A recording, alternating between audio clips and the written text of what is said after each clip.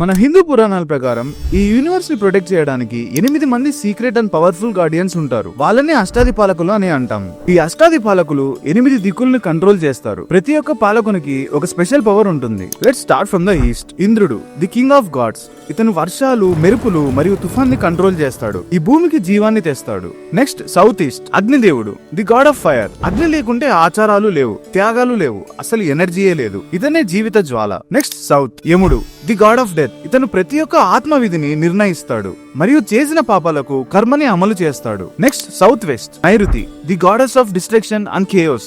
ఈమె శక్తిని విచ్ఛిన్నం చేస్తుంది మరియు కొత్త సృష్టికి మార్గం చూపుతుంది. వెస్ట్. వరుణ దేవుడు, the master of rains, ocean and cosmic laws. ఇతను నది యొక్క ప్రవాహం, సముద్రాలు మరియు వర్షాలను కంట్రోల్ చేస్తాడు మరియు సత్యం యొక్క పాశాన్ని పట్టుకుని మోసాలు చేసే వాళ్ళని శిక్షించి ధర్మాన్ని కాపాడుతాడు. North west. వాయువు, the god of wind and breath. భూమిపై ఉన్న ప్రతి ఒక్క జీవికి తీసుకునే ఊపిరికి కారణం ఈ వాయుదేవుడు. North. Kubera, the god of wealth and treasures. కుబేరుడు మొత్తం విశ్వంలో ఉన్న సంపద, శ్రేయస్సు మరియు సమృద్ధిని కాపాడుతాడు. North east. Ishanya, he is the divine form of lord Shiva.